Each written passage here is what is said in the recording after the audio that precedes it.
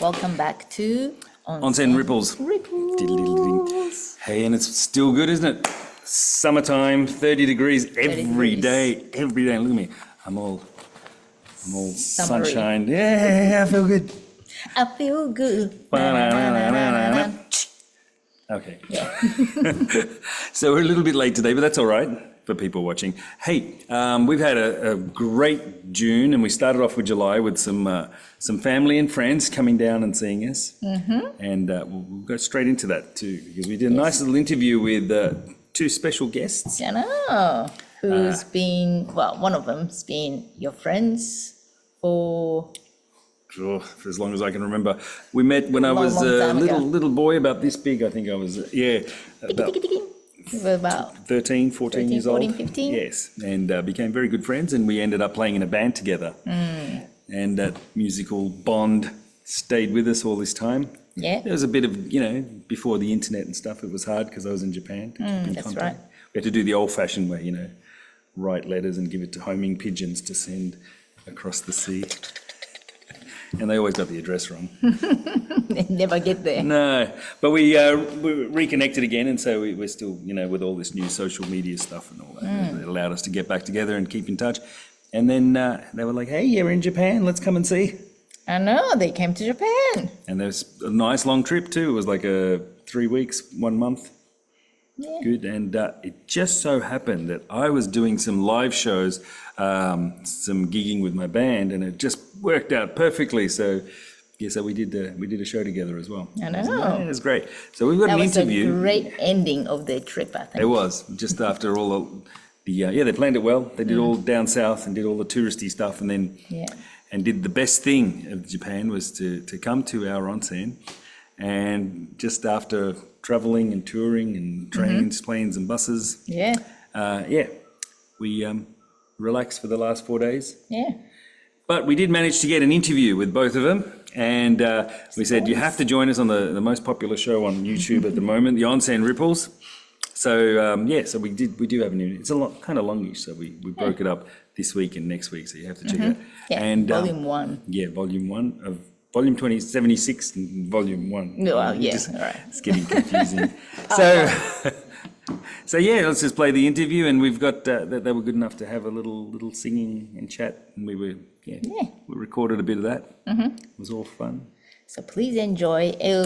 They'll probably give you some tips for the people who wants to come to visit Japan. Yeah. So and all their experiences, what they had, and this is their first time in Japan. So it's quite. I missed all those things, because I've been here for long. Little things that were new and exciting to them. Any difficulties that they might have had, and of course we talk onsen as well. So food experiences, what they liked, what they didn't like, and we get a little musical bit for them as well. So at the very end. Yeah. So stick around right to the end, because we've got a little bit of the show that we were doing, and with those two singing. So check it out. Onsen Ripples with special guest Maurice and Beck. Here you go. We can work it out. We can work it out. Are we on? Yes, we are. We're on. Hey! Welcome to episode of Onsen Ripples. Coming to you from Eastern Hokkaido. And this is the Ripple part. We have to do this. This is Ripples. Ripples. Anyway, we got a full house tonight. Who's in our full house here? We have this young gentleman. Hola. Hola, ¿cómo está? ¿Cómo está? ¿Cómo está? I don't know too much Spanish. Bien espero, cariño, bambú, something like that. ¿Dónde vive usted? Yeah. ¿Dónde vive usted? That's all I know. Maurice Alvarez, all the way from Costa Rica. Woohoo! Hola, ¿cómo estás? 2 cervezas, un taco, por favor. Tacos, that's what I heard. You got the taco bit. Yeah, I got the taco. Yeah. And Rebecca! G'day, mate. Formerly known as Beck. Yes, good evening all. So welcome to an episode of Onsen Ripples. Guys, welcome to our rippling. Well, welcome to the hotel. Thank you. Welcome to our home. Welcome to Hokkaido. Welcome to Japan. Yay! Made it. Thank you so much for having Welcome to the Northern Hemisphere. Well, it's summer here. That's right. That's right. So yeah, we've come from the cold, and it's been amazing. Yeah, that's good. And we've got, as you can see, Full we're in the house. hotel and it's full house. It's actually a little bit late. We're not doing this one live, but it's a little bit late tonight, and we've we can see the guitar here. We've been playing a couple of songs, a couple of ditties. And hey, tell us about your trip. That's the ending. Haven't finished yet. Tell us about your trip. Where have you been? What have you done in Japan? And Oh, lordy. Oh, Harold. We've been to Tokyo, Osaka. Well, we started off in Osaka. well, how long have you been here? So it'll be 3 weeks today. Is it today? Yeah, 3 weeks today. So we arrived 3 weeks ago. Flew into Osaka. Spent 6 days, I think it was in Osaka. Did a bit of touring around and a lot of walking, and then off to Kyoto. Yeah, Kyoto for a couple of days. Pronunciation's great. Okay, no problem. so far good. Spent 4 or 5 days there. Did trips down to Hiroshima. Is it Hiroshima? Hiroshima. And then up to Tokyo. Spent 7 days there, and then spending the last few days in this beautiful part of the world. So, And it is very nice. it is an amazing place. Okay, like first off, one of the best things you've done so far. What's that been? Because this is a long trip. 3 weeks is a long. Yeah, there's been lots of highlights. Lots of highlights. There's a lot of people travel to Japan and they do, week, 2 weeks, maybe. Yeah. 3 weeks is a hell of a. It is. It has been. I'm a little bit of a foodie person, so I like my food. So I came here specifically to try different things out. And the highlights on the food department. What are they? Well, I was actually surprised with the eel. Today? Today. It was pleasantly It's taken you 3 weeks to finally be yeah. surprised. That's I think because I'm not as adventurous, so he hasn't kind of wanted to do it quite on his own. No, the oysters. The oysters in Japan are magnificent. Okay. The little ones are about this big. The big ones are about Yeah. So seafood with a big hit, right?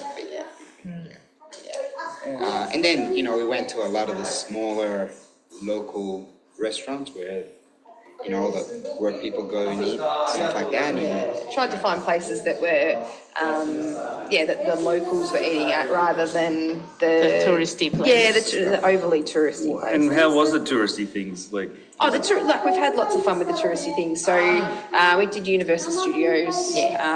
We did, the standard things like the bamboo forest. We did Nara, the deer park.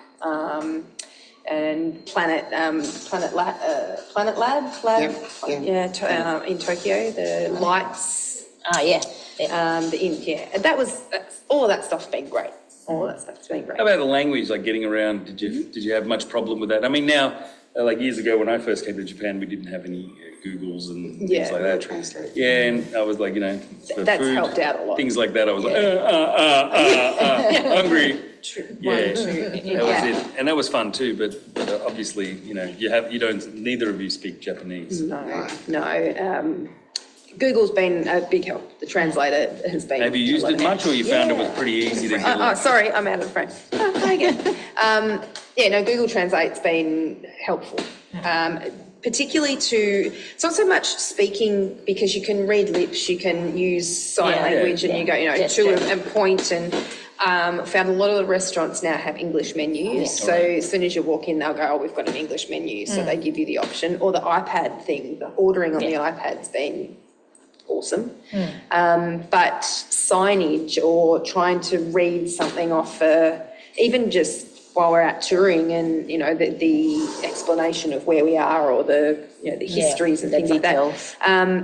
Just take a photo with it on the Google Translate and it brings up the information. So that's been really helpful. It's easy, isn't it? Makes it way very too easy. And it's very helpful for people who are thinking of coming to Japan. Yep. Might have ruled it out thinking like, well, hey, I don't speak the language, let me go, I want to go on holiday, let me go somewhere else. I'd love Japan, but I'm scared of the no? No, no need to be scared.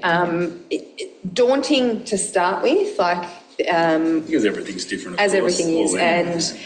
and once you get acclimatized to the size of everything and the expanse that it goes, probably one of the big things they talk about is the train system and the transport and how many options. And I will admit, I got frustrated a couple of times just because it's like, I don't know where I'm meant to be, but. As a Japanese, I'm like that. It's like, I have no idea in the big cities. Yeah. So, and they've got, the different lines that terminate or feed the different lines. So you might end up in one station that feeds one line, but then you end up in another station that feeds the same line. So you're kind of confused as to where you're coming and going. And because Google is great and it's bad at the same time, because it doesn't articulate that part of it really well. So you kind of need to nut it out and take a 5-minute break and going, okay, let me try and interpret what it's actually trying to tell me.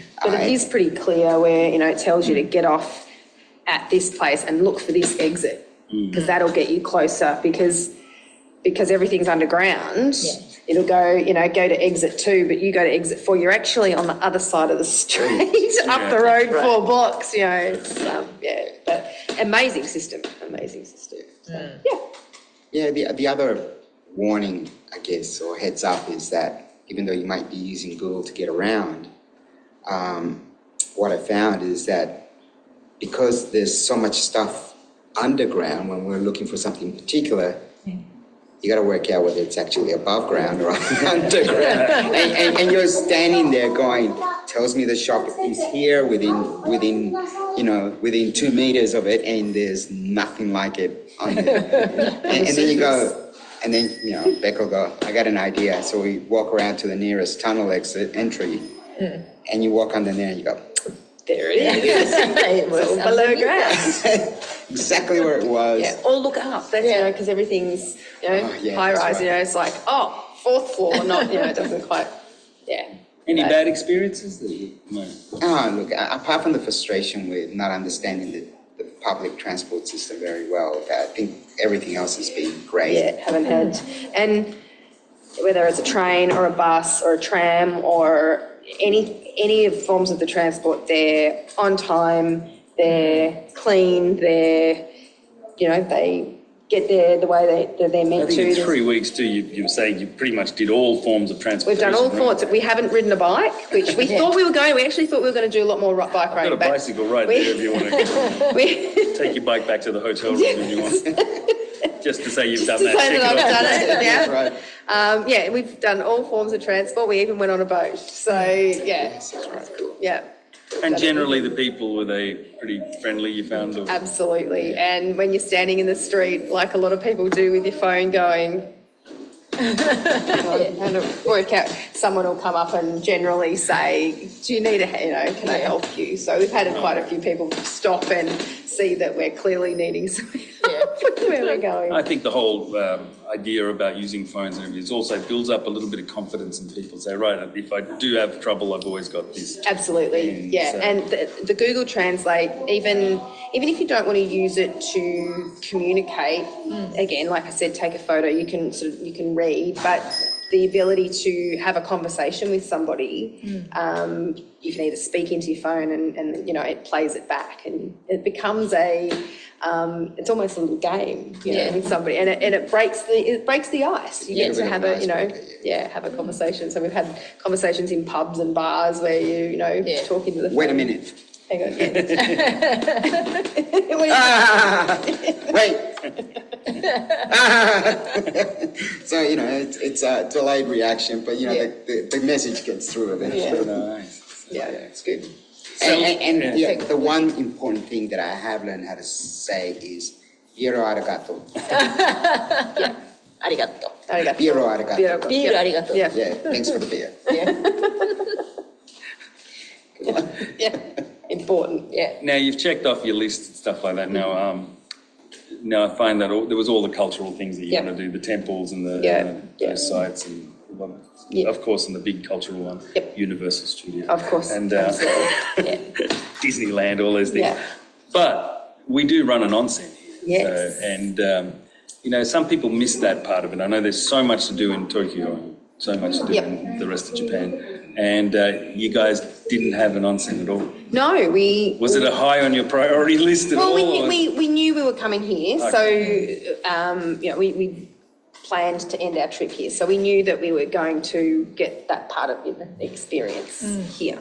Just curious about the thinking process on that one, because were you thinking that, I'm going to go to Obihiro and go to the onsen there, so let's leave it for that? Or was it because mainly like, I don't know what to do, so I'll leave it until I... No, it was purely because we knew that that's where we were coming. So we knew that the end of the trip was going to be a little bit more of downtime, wasn't going to be quite as chaotic and hectic as what we started with the first, 2.5 weeks. Yeah. So we left that part of the experience to now. Yeah. So the last 4 days have been 4 days have been bliss. here. Yes. No more walking around No. for 4 million No. steps, and no more taking transport, and just... No, I think out of the 2.5 weeks, there was only one day where we didn't do over 10,000 steps, and that was a travel day. That was where we'd been on, I think that was the Shinkansen day where we'd gone from Kyoto to Tokyo. But yeah, so I haven't even cracked 5,000 since I've been here. I stopped tracking as soon as we got here. You just need to chill, forget about everything. Yeah, like no, haven't done it. So yeah, so the experience to have the experience of the onsen was it was on the bucket list, but we knew we were coming here, so we left it to the last. Yeah. What about that experience? How are you? I mean, when you came in and I said, well, this is the onsen, and Yep. you were like, what about the etiquette? What about the etiquette? Yeah. You were kind of like mainly, what am I going to do? Yeah, it's mainly because, you don't want to be offensive and not respect whatever is going down and the way that people are doing stuff by mistake, and sometimes, you want to ask because you don't want to be ignorant of what people are doing, how they're feeling about certain things, and it's a tradition that they obviously have carried on for a long time, the whole taking off your shoes and entering certain parts and all that sort of stuff, that part of it, oddly enough, in a lot of the touristy areas is not enforced in Taking Osaka. off the shoes. Yeah, not In as Tokyo, Osaka, and Kyoto, we in and out of in certain places. Like there was only a couple of places where. with the Buddhist temple was one. Yeah, one of them. And then, strangely enough, in clothing stores, in some of the change rooms, just leave your shoes. But apart from that, like the hotels, didn't really enforce any of that. There was none of that. So, so the full experience that we've has what we've been here. Yeah. Or the tatami rooms. That's a Yeah. It's a bit more Yeah, traditional Japanese hotel. That's right. So the traditional culture, the traditional lifestyle that we thought existed is probably experienced more in the last 4 days than it has been over the first 2 or 3 weeks that we were in Tokyo, in Japan, sorry. Yeah. So, that sort of stuff is we want to be respectful to it, we want to take into consideration and what have you, and we're here to learn and experience that and not just be, a typical tourist, ignorant tourist and go, why are they doing that? That's wrong. Yeah, it's not how we do it. It's not how we do it, that's right. It just seems silly, and without actually understanding that it's been there for whatever and however long and for whatever reasons. And you may not necessarily understand the reasons fully, but you at least have to respect that that's how it's done. Yeah. So that's, for me, that's what it's been coming down here. It's been a bit more of an exposure of the culture.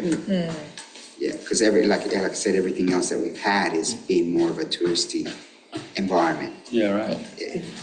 And as far as the onsen itself goes, were you all right with that going in? I explained the rules and. Yep, explained, yeah. I didn't want you to make one did it feel bad or anything like that? But you walked in without any. No, No.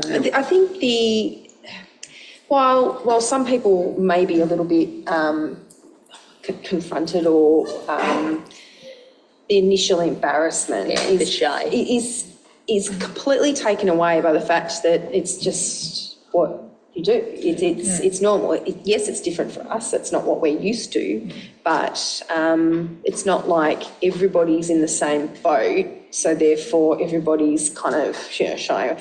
That's normal. We're the ones that are a little bit. So when you were walking in, was that on your mind while you were thinking of that, or were you just saying to yourself, "I really want to try this water"? Because I can tell you right now. The bubbling bath was kind of calling me. Yeah. Because most of the people that are entering there, they don't care about anything else except getting in that water. water. Well, yeah, Because that's the goal for this thing. The goal is to. I really want, and they don't care what's happening outside and what's doing this. But other people that's coming in for the first time are a little bit shy and hesitant. You kind of maybe forget the fact that this is like healing water. Well, that's. Yeah, and I'll be honest with me, it was a little bit of, do I look at people in the eye or do I just focus on my space? That's part of the experience too. Yeah, do I engage in conversation or, because it is a quiet space generally, although there was, at the times that I've been in there's a couple of people, talking to each other and, they always come with a friend or something and they're having a conversation during the time, but that's them, and that's been those people that know each other. Is it typical that you would engage in a conversation with someone in that situation, or do you just respect their space and do your own thing? And those are the things that I was playing in my mind, because I tend to be somewhat social, especially in new environments and stuff like that. And even though, but to a certain degree, and that's what it's been this whole trip in Japan, is I've been a little bit out of my comfort zone in certain things, talking to people, whether they're English speaking or we're sitting in a bar and we start having a conversation on the phone or what have you, to try and work out, learn a little bit why they're here and what brought them here and all that sort of stuff, whether it be locals or foreigners. But, in the space of the onsen, is that what you do? Do you go there to try and engage in conversation, or do you just respect their space and have that conversation outside in the coffee, in the table area, or whatever? I think the one thing that people miss a lot is it's a lot like any other place. It's not really a temple. So, you don't have to be all silent and quiet. But there is a huge social side to being in the onsen here. And a lot of families come, and people miss that sometime. And it's just like being in a sitting there and eating in a restaurant, especially with a bar or something. Some people will talk to you, "Hey, how you doing?" And some people won't talk to you because they just want to. So it's the same with here, though. If you make an effort to talk to someone, "Hey, how you doing?" And you get, there's that body language, that read of the body language that some people, you can just see that I'm just here and I'm in my own space, whereas some people are, eyes and, looking around and you can engage in conversation. So we've never really had that question brought up before, whether you talk in the onsen or not. So that's true. We've had all the other questions brought up. Do you do this, do that, but never, do you talk? So that's a good one. Thank you for that. We'll put that on our please talk in the onsen. That's right. Conversations are allowed. It's a communication place. It's just whether we got clothes on or not.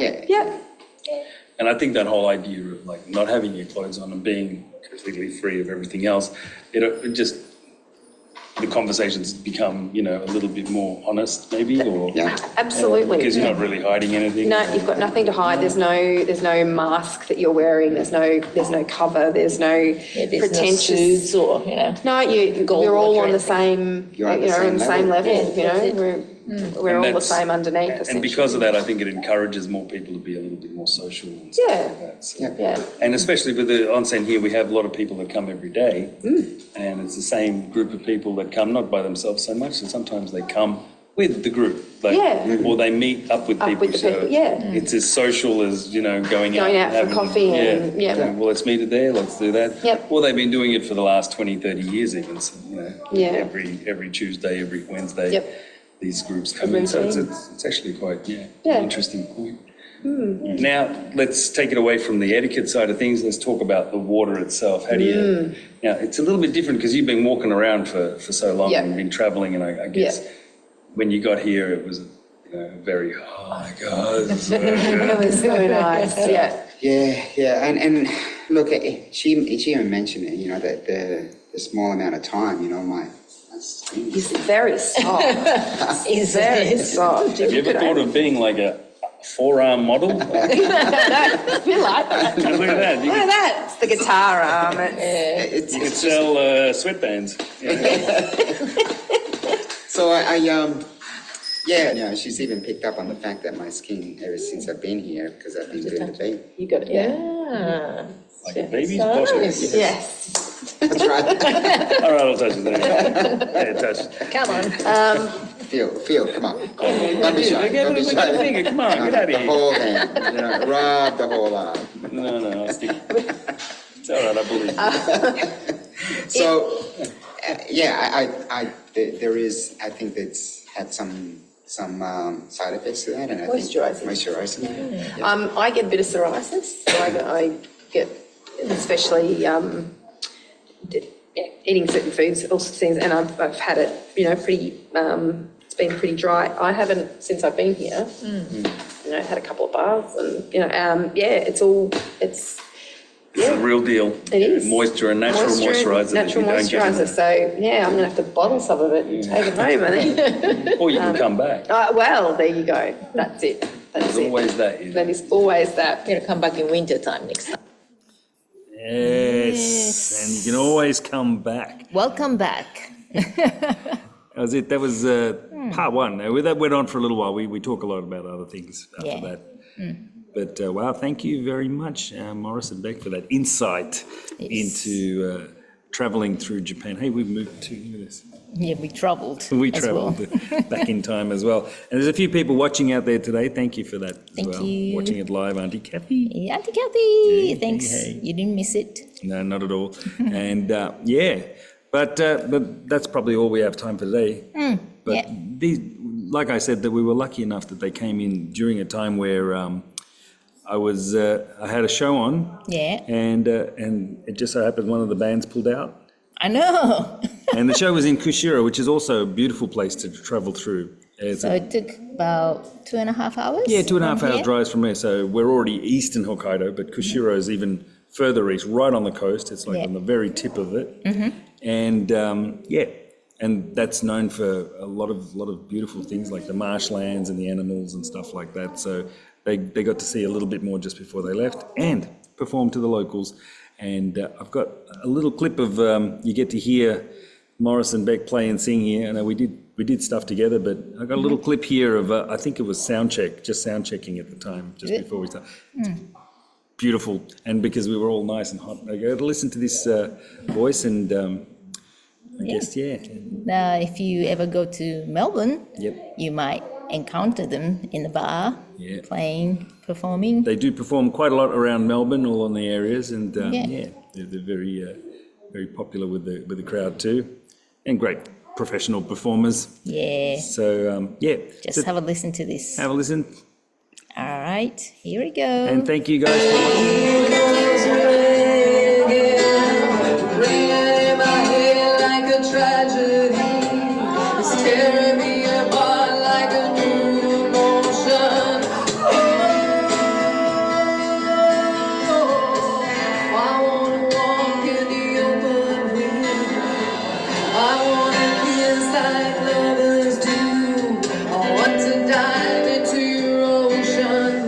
Is it raining?